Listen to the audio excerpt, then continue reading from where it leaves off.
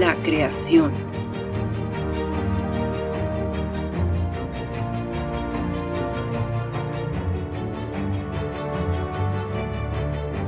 El ser humano. La caída.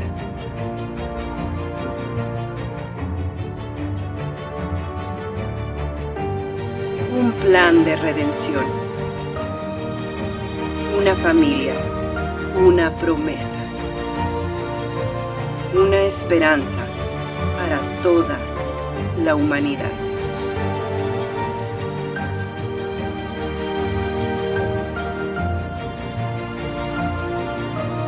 Génesis, donde todo comienza.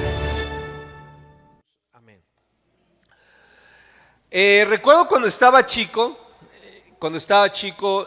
mi mamá, que pasó no hace mucho, nos llevaba al rancho, ¿no? Mi papá es de Pátzcuaro, Michoacán, somos de por allá, y literal es un rancho y la gente vive en los ranchos y así era. Y no sé si a ti te pasó, pero son memorias que yo tengo de niño, ¿verdad? Y de repente íbamos con la tía fulana o la tía perengana o sabrá Dios con dónde andábamos, ¿verdad? Y llegábamos a la casa y no faltaba la ancianita, ¿verdad? La ancianita que estaba aquí. Y cosas que recuerdo, ni siquiera tengo claro los lugares ni las personas, ¿verdad? Pero estábamos así. Y de repente está ahí la tía o el familiar diciéndole a la señora mayor, es Coco, ¿verdad? Le decía, es Coco. ¿Quién? Coco. Y son sus hijos. ¿Quiénes? Sus hijos. Es Coco, la esposa de Chano, porque así le decían a mi papá, Chano. Y decía la señora, sí, Coco, ¿ah? La de Chano, sí, son sus hijos. A ver, no sé si a ti te llegó a pasar, ¿no? Que ya la gente está muy mayor, ya está muy cansada y ya de repente no conocen a la gente, ¿verdad? Ya le tienen que buscar por aquí, por allá y decirle, y ya la gente va haciendo memoria. Sí, ya empieza a salir la conversación con las personas mayores. Estamos en Génesis 48 y Abraham está en una edad ya muy avanzada. Él tiene aproximadamente para esta etapa de su vida 147 años.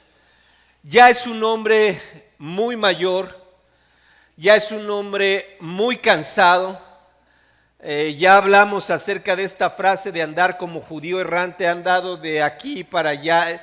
Imagínate que a tus 130 años te digan, ¿sabes qué? Estás ahí en tu casa, en tu sillita, con tu colchita, ¿verdad? Viendo la televisión, te digan, nos vamos a ir a vivir a Egipto, papá, ¿no? ¿Cómo? Pues espérame, si yo apenas si puedo, ¿no? Pues así fue los últimos años de la vida de Abraham. Obviamente en el capítulo anterior hablamos de que Abraham llega a Egipto. Han sido para él 147 años bastante difíciles. Obviamente en los últimos 30 años, pues obviamente el episodio tan difícil de haber perdido a su hijo José, cualquier cantidad de situaciones con sus hijos, con Rubén, etcétera. Y son 17 años que él ha estado ya en la tierra de Egipto y ha estado en una mejor posición, ha estado en una situación mucho más tranquila. Y es precisamente donde el relato comienza, porque cuando voy a empezar siempre se me va la pantalla. Ok. Vamos a empezar en Génesis 48:1. Voy a leer la Nueva Versión Internacional y dice: poco tiempo después informaron a José que su padre estaba enfermo. Entonces fue a visitarlo y llevó consigo a sus dos hijos, ¿verdad? A Manasés y Efraín. Por eso te decía que así se me hacía la historia, ¿verdad? De cuando vas a visitar a alguien, ¿no? Al pariente ese que tiene mucho que no conoces, que ni siquiera tú conoces. Cuando avisaron a Jacob que su hijo venía a verlo, Israel hizo un esfuerzo, por lo que entendemos él ya estaba postrado en cama, hizo un esfuerzo, se sentó en la cama y dijo a José. Primero vamos a recordar que los israelitas, la región que se les dio para habitar, el lugar que se les dio para habitar fue la región del Gosén, ¿verdad? Que está al noreste del delta del Nilo. Era una región muy próspera, agrícola, ¿no? Ideal para ganado porque siempre había pastos, entonces los animales podían ser criados muy bien. Entonces ellos están ahí. Pero José, él no se quedó ahí. Él regresó a cumplir sus funciones de primer ministro al servicio del faraón y él regresó a la capital.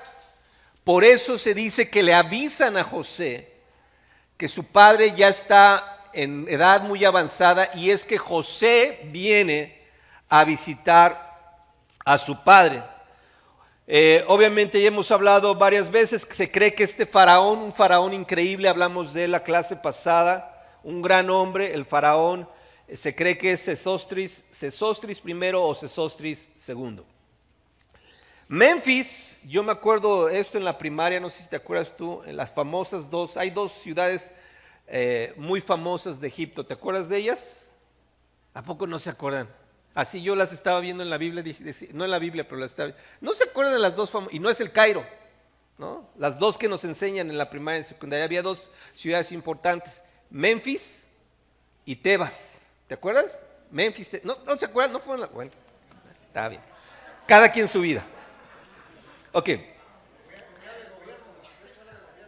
Yo también, nada más que yo sí iba a estudiar.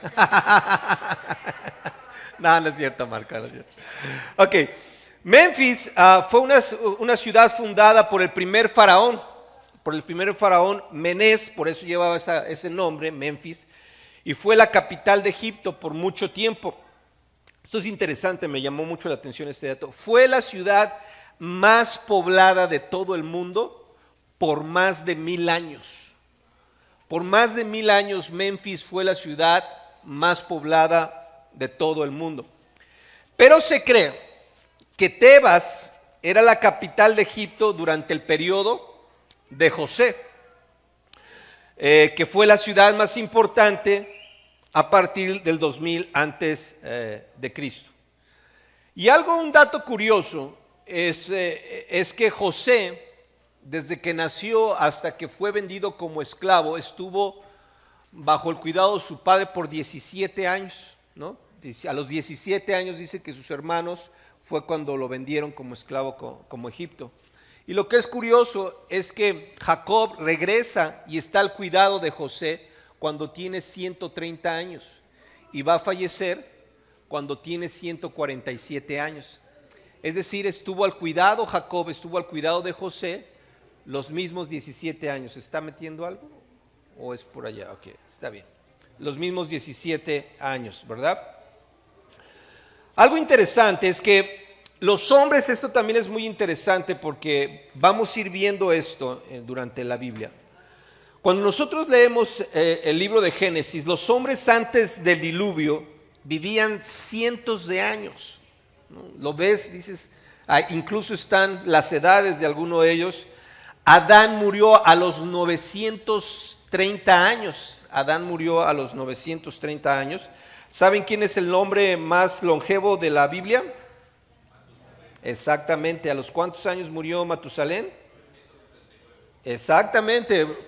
¿Quién lo contestó, Pepe? Fuerte el aplauso para Chepe. 969 años, 969 años. Luego por ahí te dicen, eres más viejo que Matusalén, ¿verdad? Cuando te digan esa frase, cuando te digan, eres más viejo que Matusalén, es que tienes más de 900 años. Entonces, algo que va a suceder, que conforme venimos estudiando la Biblia, es que Dios va a reducir la longevidad de los hombres. Va a estar reduciendo a través de la Escritura la longevidad de los hombres. En Génesis 6:3 dice, pero el Señor dijo, no voy a dejar que el hombre viva para siempre, porque él no es más que carne. Así que vivirá solamente 120 años.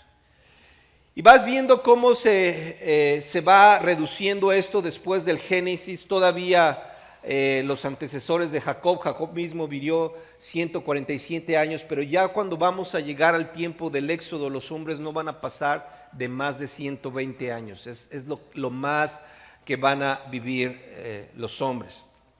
En el Salmo 90:10 dice: los días de nuestra edad son 70 años. Y si en los más robustos son 80, con todo su fortaleza es molestia y trabajo, porque pronto pasan y volamos. Entonces ya los hombres no van a vivir tanto tiempo, es algo que Dios ha decretado, y tú vas a ver, realmente ya son muy pocas personas que pasan de los 120 años en todo el mundo. Creo que sí los hay, pero ya son muy pocas personas. Seguramente 130 años ya no vas a ver a nadie que viva tanto tiempo. Es interesante. Hay un dicho, y yo siempre tuve la convicción, nada más que no había traído las evidencias, y sobre todo cuando vas al rancho, al campo, ¿verdad? Que decían que la gente de antes vivía más, ¿verdad? ¿Sí? ¿Sí es así? ¿Que la gente de antes vivía más? ¿Sí? ¿Sí? Pues no. Eso es algo que hemos creído erróneamente, pero la realidad es que la gente de antes no vivía más. Mira, te voy a leer algo interesante. En México, en 1930, estamos salidos de la Revolución Mexicana, la esperanza de vida en México para las personas promedio era de 34 años. Obviamente acabábamos de venir de la guerra, por eso afecta tanto la estadística, pero la esperanza de vida era muy corta, 34 años. Para 1970, año sagrado del Señor, ¿verdad? Fue en el año que yo nací, para 1970, la esperanza de vida en México era de 61 años. Era el promedio de vida que las personas vivían, 61 años.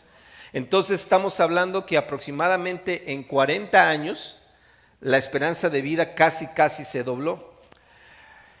Para el año 2000 la esperanza de vida en México subió y la esperanza de vida para el 2000 era de 74 años.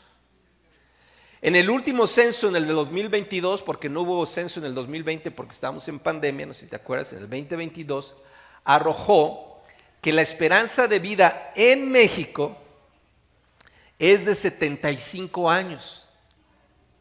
Es decir, que cada vez las personas viven más. 78 años para las mujeres y 72 años para los hombres. Es decir, las mujeres viven más que los hombres, ¿verdad? La esperanza, esto es interesante, la esperanza más alta de vida en este momento, la tiene, ¿quién crees? ¿Qué lugar? No, ahorita lo vamos a hablar. No, de México. Exactamente. La Ciudad de México es el lugar con la esperanza de vida más alta, es del 76.8. Para los que creíamos que en México están todos contaminados y todos enfermos, no. Tiene sus razones, es muy sencillo saber por qué da estos números, pero la Ciudad de México es la que tiene la mejor esperanza de vida con 76.8. Estos son datos del gobierno. Y la más baja es el estado de Guerrero con 73.6. Es la más baja. La expectativa más alta de vida en el mundo, la tiene Mónaco, con 87 años. Es decir, todavía estamos 10 años abajo de la esperanza de vida más alta. El promedio ya de las personas viven hasta 87 años. Y en la República de Chad, que es uno de los países más pobres de África Central, es donde está la esperanza de vida más baja en este momento y es de 53 años, ¿verdad? Entonces, la próxima vez que digas que antes la gente vivía más, no es cierto, no es verdad, y los números lo dicen. Realmente cada vez las personas en promedio vivimos más. Y obviamente tiene que ver lo que les decía, las cuestiones de salud, es eso, el acceso a la salud. Eso es lo que hace la diferencia, a los servicios de salud y la calidad de los servicios de salud. Sí hay otros factores, pero ese es el principal. Pero bueno, vamos a regresar a Génesis, ¿está bien? Después de este brevario cultural. Génesis 48, en la segunda parte del versículo B.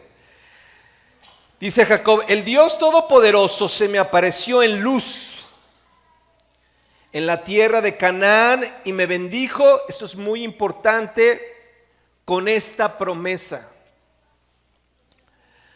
Te haré fecundo, te multiplicaré y haré que tus descendientes formen una comunidad de naciones. Además, a tu descendencia daré esta tierra como posesión perpetua.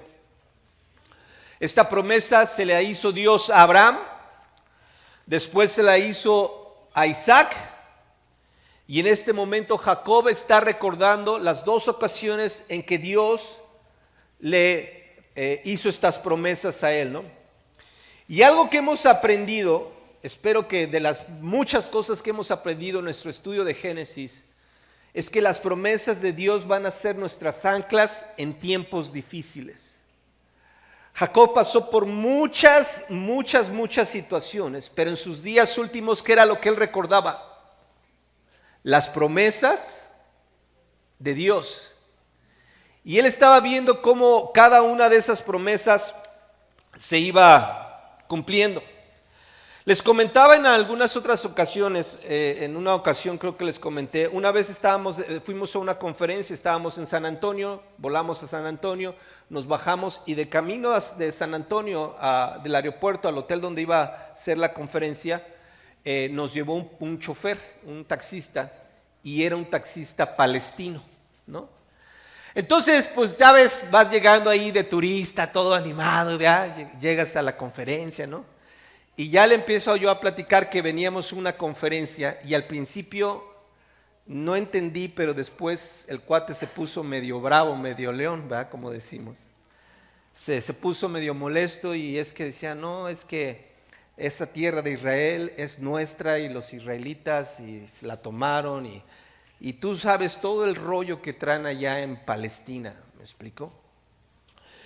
Y obviamente yo me acuerdo, estaba ahí y dije, no, aquí ya no le voy a mover porque este señor, sí vi que como que es tema sensible, bastantes, o sea, pues yo jamás me había encontrado un palestino aquí en San Juan de Dios o en la calzada, pues no, ¿verdad? Jamás. Entonces, o sea, normalmente de esa gente no anda por acá, pero cuando te encuentras con personas así y tocas el tema, sí es un tema bastante sensible. Y está el famoso tema de a quién pertenece esa tierra. Y ese es el problema que ahorita, que por muchos años ha padecido el Medio Oriente. Y precisamente aquí tenemos el origen de todo esto. Si nos vamos estaba leyendo un poquito, si nos vamos a la historia moderna, Israel no fue una nación, no fue un país hasta 1948, después de la Segunda Guerra Mundial, que nace, de hecho así está en los titulares, nace el Estado de Israel, ¿verdad?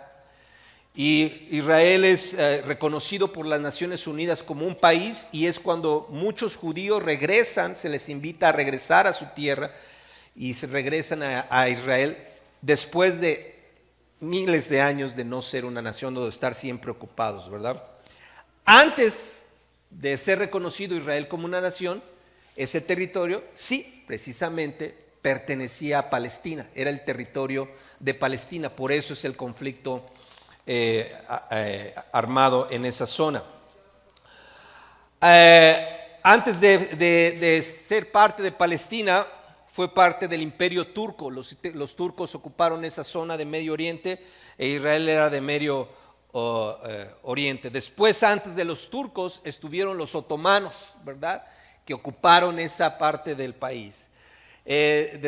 Antes de los otomanos, estuvieron los seiros, ¿verdad?, que ocuparon esa parte de ese país. Luego, antes, los cruzados, ¿verdad?, todas las cruzadas, que era un peleadero por la Tierra Santa y vamos a recuperar la Tierra Santa, y todo esto estuvieron ahí los cruzados.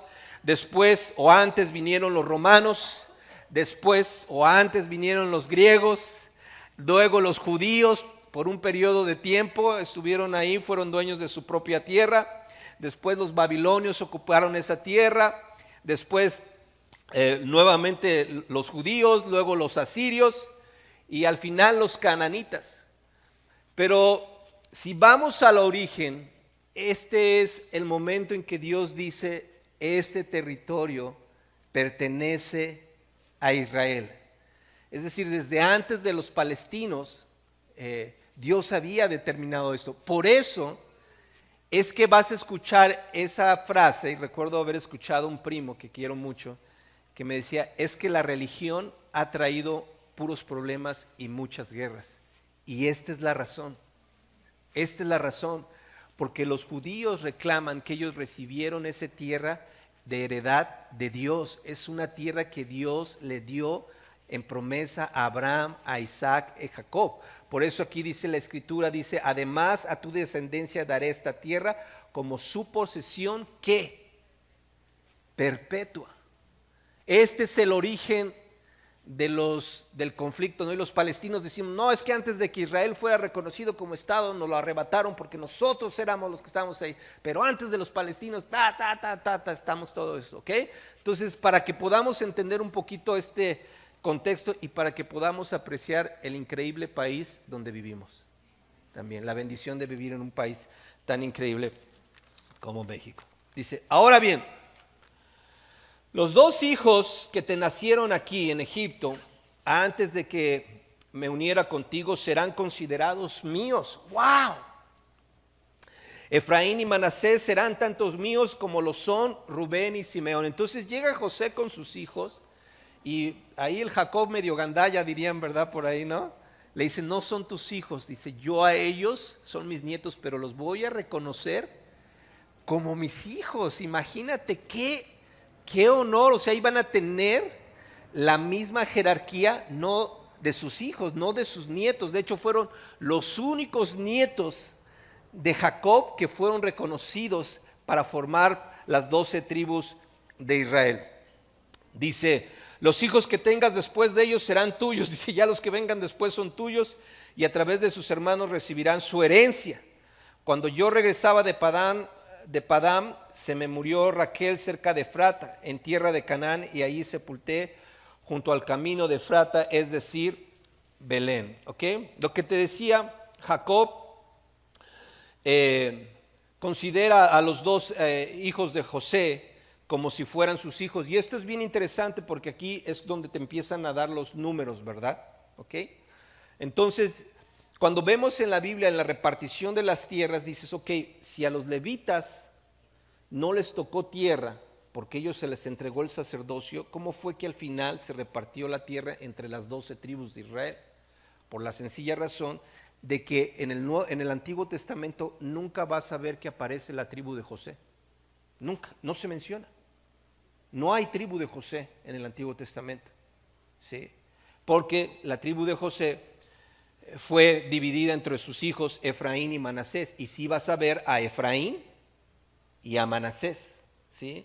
Entonces, los levitas el sacerdocio, y entre esas 12, 13 con los levitas, entre esas 12 se distribuye el territorio de Israel. Porque son cosas, a lo mejor dices, es como, o a lo mejor nunca te habías dado cuenta, ¿verdad? Pero a lo mejor a veces dices, ¿cómo quedó aquí la cosa? Solamente en Apocalipsis 7:8 es mencionada la tribu de José. Es la única vez que la Biblia menciona la tribu de José. En Apocalipsis 7:8, de ahí en fuera no es mencionada. Rubén y Simeón, como todos nosotros sabemos, fueron los primeros hijos de Jacob que tuvo con su esclava Lea. Dice, ellos van a ser, Efraín y Manasés van a ser como lo fueron Rubén y Simeón. ¿Ok? Fíjate, encontré esto que me llamó mucho la atención en un comentario bíblico. Y no voy a entrar en la cábala ni todo ese rollo. Me explico, solamente es algo interesante para que no piensen que nos vamos a ir por ahí.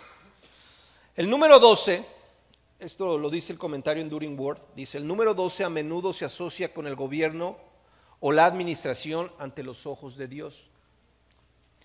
Hay 12 tribus, 12 apóstoles, 12 pilares del altar de Moisés. Había 12 piedras en el pectoral del sumo sacerdote, 12 tortas de pan de la proposición, 12 bandejas de plata, 12 copas de plata y 12 cacerolas de oro para el servicio del tabernáculo, 12 espías para investigar la tierra, 12 piedras conmemorativas, 12 piedras en el altar de Elías, 12 en cada grupo de músicos y cantantes para el culto de Israel, 12 horas en un día, 12 meses en un año. El cielo tiene 12 puertas, 12 perlas y 12 ángeles en las puertas. La Nueva Jerusalén tiene 12 bases, cada una con los nombres de ¿quiénes? De los 12 apóstoles del Cordero. Su longitud, anchura y altura son de 12,000 estadios. Y el árbol de la vida en el cielo tiene 12 frutos. Así es que el número 12 es un número especial para Dios. Amén. Hasta ahí. Nada de cábala, ni numerología, ni nada de eso. ¿Ok? Nada más hasta ahí. Hasta ahí lo dejamos. Me van a salir con otras cosas después.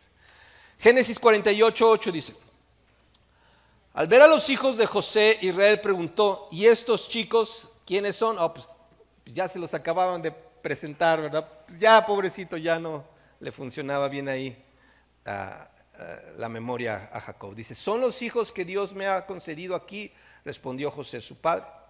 Entonces Israel dijo, acércalos por favor para que les dé mi bendición. Israel ya era muy anciano y por su avanzada edad casi no podía ver, a lo que decíamos, ¿verdad? Por eso José los acercó y su padre los besó y abrazó. Luego dijo a José, ya había perdido la esperanza de volver a verte y ahora Dios me ha concedido ver también a tus hijos. Imagínate qué especial fue para Jacob. Dice, pues yo ya te hacía muerto, hijo. Y mira, todo esto ya es ganancia, ¿verdad? Qué bendición. Mira, ahora no solamente te alcancé a ver a ti, sino alcancé a ver a tus hijos, ¿verdad? Qué bendición, ¿no? Yo creo que no he experimentado eso, pero el día que vea a mis nietos voy a decir, wow, esto es increíble, ¿no? Es una gran bendición, como lo es para quienes ya tienen sus nietos, ¿verdad?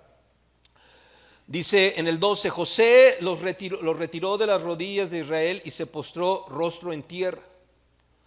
Voy a hacer una pausa ahí.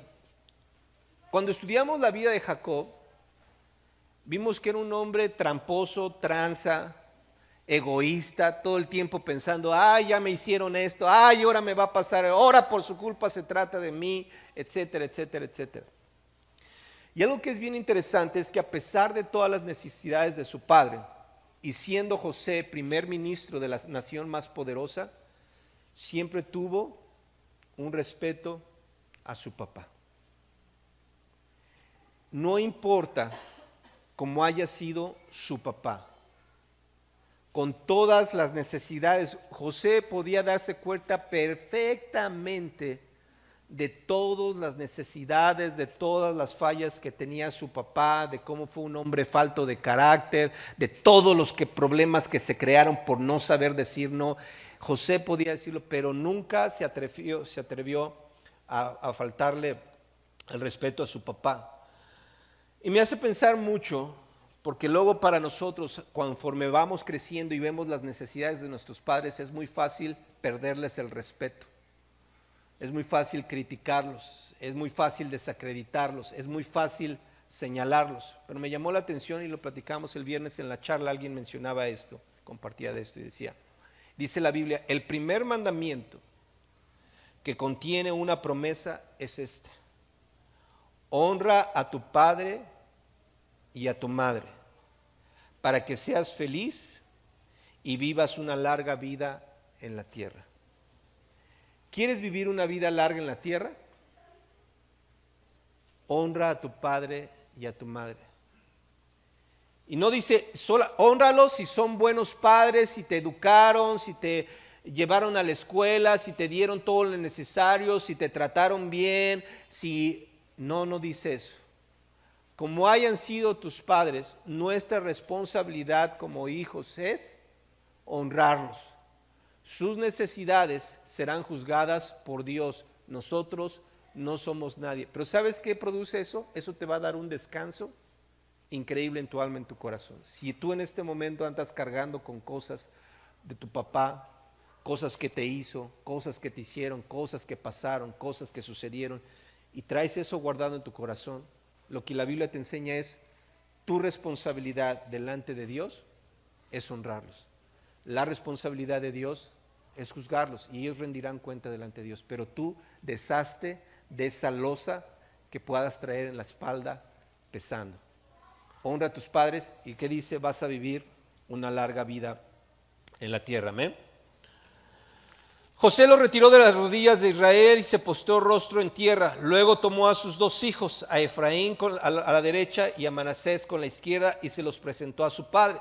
De esta manera, Efraín quedaría a la izquierda de Israel, de este lado, y Manasés quedaría a la derecha de Israel, ¿verdad?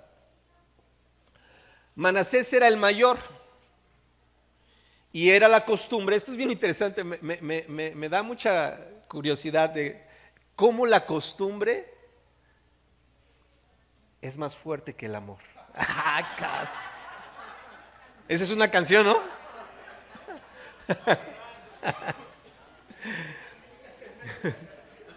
Sí, así es, ¿verdad? No cabe duda. Ok. Pero es verdad, te voy a decir por qué. José, cuando presenta a sus hijos, él quería que la bendición fuera para el hijo mayor. Por eso se pone aquí a Manasés en su izquierda, para que a su papá le quede a la derecha y reciba la bendición de hijo mayor.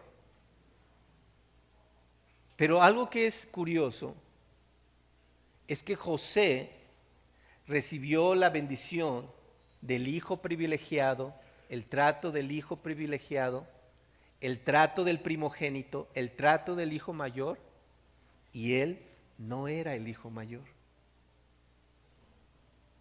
Pero él en su mente dice, no, y ahora yo tengo mis hijos, el mayor sí tiene que ser el que recibe la bendición. La diestra o la derecha es un lugar de honor. Por eso la Biblia dice que Jesús está, ¿qué? A la derecha del trono de Dios. Mano derecha representa la fortaleza de Dios. Esto dice la Biblia en Éxodo 15:6. También representa la mano derecha, estar a la mano derecha es recibir el favor de Dios. Esto lo dice el Salmo 16:11. También el Salmo 26 habla acerca de que estar a la derecha de Dios es recibir la ayuda de Dios. Por eso era tan importante, me explico, la bendición al primogénito, al de la derecha, porque él iba a recibir todo esto. Manasés es interesante, no lo había mencionado, pero Manasés significa olvido. Ese es el nombre que José le puso a su hijo Manasés, al que le nació en Egipto, porque, pues imagínate, él se sentía pues olvidado, ¿verdad? Por su familia.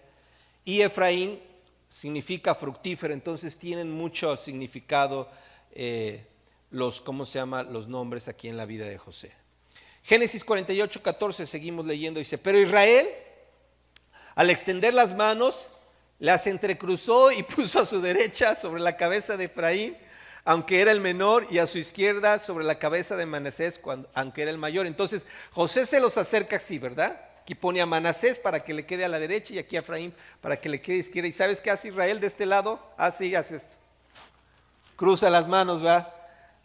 O sea, José dice, no, es que quiero que bendigas al mayor, pero Israel dice, no, es el menor el que va a recibir la bendición.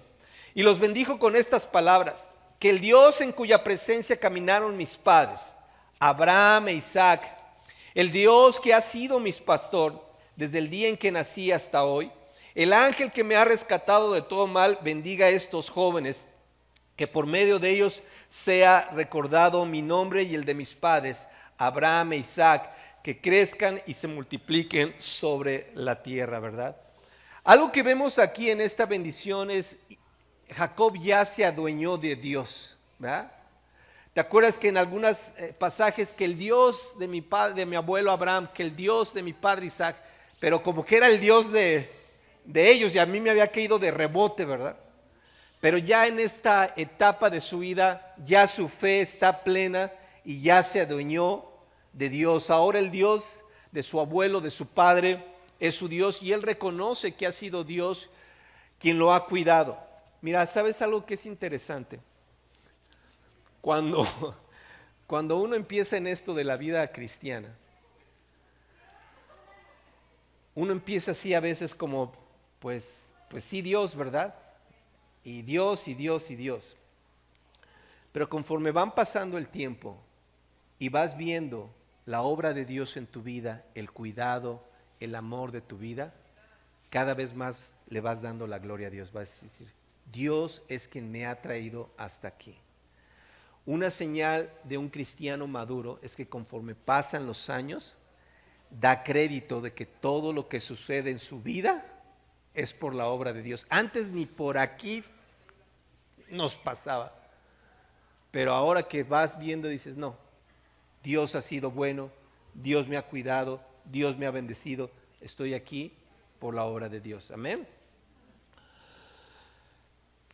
Como te decía, intencionalmente Jacob cruzó los brazos para bendecir a Efraín en vez de a Manasés. Y Efraín es algo interesante, llegó a ser más grande. De hecho, en un momento de la historia del pueblo de Dios, a la gente del norte se le llamó la gente de Efraín. Esto lo podemos ver en Isaías 7. Continuamos en el 17, dice, a José no le agradó ver que su padre pusiera su mano derecha sobre la cabeza de Efraín, ¿verdad? No le agradó a José, todavía estaba luchando ahí con la costumbre. Dice, así que tomando la mano de su padre la pasó de la cabeza de Efraín a la de Manasés mientras reclamaba, así no, padre mío, pon tu mano derecha sobre la cabeza de este, que es el primogénito. Pero su padre se resistió y contestó, ya lo sé, hijo, ya lo sé. También él gestará a un pueblo y llegará a ser importante, pero su hermano menor será aún más importante y su descendencia dará origen a muchas naciones. Te decía que es interesante porque José no fue así. Él recibió todos los tratos de primogénito, pero no fue el primogénito. Y esto es interesante. Cuando vemos la Biblia, estudiamos, ¿quién fue primero? ¿Caín o Adán o Caín? Caín nació primero, pero Adán fue el hijo de la promesa. ¿Quién fue primero, Esaú o Jacob? Esaú. ¿Pero a quién escogió Dios? A Jacob. ¿Quién fue primero, Rubén o José? ¿Y a quién escogió Dios? David, ¿qué número fue de sus hermanos? Ese está más difícil. Fue el séptimo. Y fue al que Dios escogió como rey. ¿Te acuerdas cómo Isaí presentó a sus hijos? No, y presentó al primero. No, este sí estaba, pero guapo, fortachón, alto y todo. Pasan los 6 y dice, ¿no tienes alguien más? Pues está ahí el David, ahí pelirrojo que cuida. A ver, pues háblale a tu hermano que se fue a cuidar las ovejas. Y dice que ese fue al que Dios escogió. ¿Amén? Aquel día Jacob los bendijo así. Esta será la bendición que en Israel se habrá de pronunciar, que Dios haga contigo como a Efraín y a Manasés. De este modo Israel dio a Efraín las primicias sobre Manasés. Finalmente Israel dijo a José, yo estoy a punto de morir, pero Dios, fíjate ya la fe de este hombre, dice, yo estoy a punto de morir. Dice, pero Dios va a estar con ustedes y los hará volver a la tierra de sus antepasados. ¿Sabes qué se me hace interesante? Es que la región de Gosén era como el paraíso. O sea, es una región, hasta el día de hoy es una región súper próspera. Cualquiera de nosotros diría, pues yo ya aquí me quedo. Pero Jacob dice, Dios va a estar con ustedes y van a regresar a la tierra que Dios nos dio. Dios va a cumplir su promesa. Dice, yo estoy a punto de morir, pero Dios estará con ustedes y los hará volver a la tierra de sus antepasados. Y a ti que estás por encima de tus hermanos, te doy Siquem, tierra que arrebaté a los amorreos con mi espada y con mi arco. Estamos cerrando ya casi la vida de José y obviamente la vida de Jacob. Y vamos a recapitular un poquito acerca de José como prefigura del Mesías. José fue un pastor, fue amado por su padre, fue envidiado por sus hermanos, fue odiado por sus hermanos, al igual que el Mesías. Él profetizó su gloria venidera como lo hizo Jesús. Fue rechazado por sus hermanos como fue rechazado Jesús. Soportó el injusto castigo de sus hermanos como lo soportó Jesús. Fue sentenciado como fue sentenciado Jesús. Fue condenado como fue condenado Jesús, aunque él no era culpable. Fue vendido por unas piezas de plata como fue vendido Jesús. Fue entregado a los gentiles como fue entregado Jesús para ser juzgado. Fue considerado muerto José, pero levantado como fue resucitado Jesús. Fue a Egipto como en algún momento fue Jesús. Se hizo un siervo como lo fue Jesús. Fue severamente tentado, pero no pecó como lo fue Jesús. Fue falsamente acusado como lo fue Jesús. No se defendió, José no se defendió como tampoco se defendió Jesús. Fue lanzado en la prisión y contado entre los pecadores y criminales como lo fue con Jesús. Soportó el injusto castigo de los gentiles como Jesús soportó el castigo de los gentiles. Fue asociado con dos criminales, uno fue perdonado y el otro no, exactamente como pasó en la crucifixión de Jesús. José mostró compasión como la mostró Jesús. José trajo un mensaje de liberación después de estar en la prisión, como lo hizo Jesús. José quería ser recordado, Jesús quiere que nosotros lo recordemos. Mostró tener sabiduría divina José. Jesús, el Hijo de Dios, es la sabiduría divina de Dios. José fue reconocido como que tenía el Espíritu de Dios. Dice que Jesús, que el Espíritu vivía en él, el Espíritu de Dios. José fue traicionado por los amigos, al igual que fue Jesús. José fue glorificado después de su humildad. Lo mismo sucedió con Jesús. José fue honrado entre los gentiles. Después de la crucifixión de Jesús, los gentiles honraron a Jesús. Pues José tenía 30 años cuando comenzó su trabajo, los mismos años que tenía Jesús. José fue de bendición, bendijo al mundo con pan. Jesús es el pan que nos da vida a todos. José fue convertido en la única fuente de pan para el mundo. Jesús es la fuente, es el pan de vida. El mundo fue instruido para ir a él y hacer lo que él dijera que hiciera en el caso de José.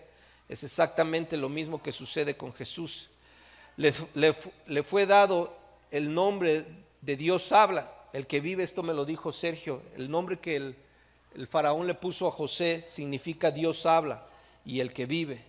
Jesús es el verbo, es la palabra de Dios, es la vida eterna. Sus hermanos fueron expulsados de su propia tierra. Sus hermanos fueron expulsados de su propia tierra. En su segunda aparición, José no va a sus hermanos primero, ellos vinieron a él. Así será cuando Jesús regrese, iremos a él. Conocía a sus hermanos, aunque era un desconocido para ellos.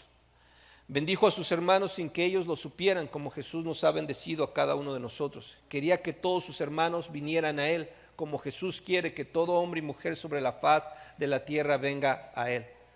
Había una brecha significativa de tiempo entre la relación inicial con sus hermanos y la segunda vez en que se relacionó con ellos. Esto es la primera y la segunda venida del Cristo. Libró a sus hermanos a través de la sustitución. Él se puso como sacrificio, como el sacrificio que Jesús se puso. Su segunda venida a sus hermanos tuvo dos apariciones. Primero se dio a conocer y después se presentó a ellos, como lo hará Jesús. Se reveló como un hombre compasivo. Sus hermanos se arrepintieron por haberlo rechazado, con lágrimas y gran asombro, como los judíos también se arrepintieron por haberlo rechazado. No permitió la comunión mientras sus hermanos no se arrepintieran, y Él se reveló a ellos, lo mismo que espera Dios de nosotros, que nos arrepentamos para poder tener una comunión con Él. Sus hermanos salieron a proclamar su gloria, ahora nosotros proclamamos la gloria de Jesús. Preparó provisión para sus hermanos, Jesús está preparándose también para nosotros. Dispuso un lugar para sus hermanos y Él mismo lo recibió, como Jesús está preparando para todos los que creen un lugar en el cielo.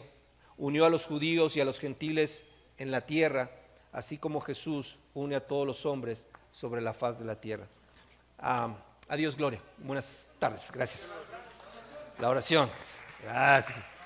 Vamos a orar. ¿Ok? Oro yo breve y ustedes se quedan orando 2 minutos con quien tengan ahí a su lado. Señor, te damos gracias. Qué inspirante la vida de José, Señor. Y cuántas cosas podemos aprender de tu palabra. Sabemos que la expectativa es alta, pero cuando tenemos un deseo de hacer tu voluntad, al igual que José, sí podemos vivir una vida que te honre, Señor, y poder ser de bendición para muchas personas. Ayúdanos que cuando veamos el ejemplo de José, obviamente el ejemplo de Cristo, entendamos perfectamente a lo que estamos llamados, a lo que esperamos, lo que vamos a pasar, pero también como Jacob, Dios, que estamos claros en las promesas que hemos de recibir si nos mantenemos fieles. Te amamos, Señor, y oramos todo esto en Cristo Jesús. Amén.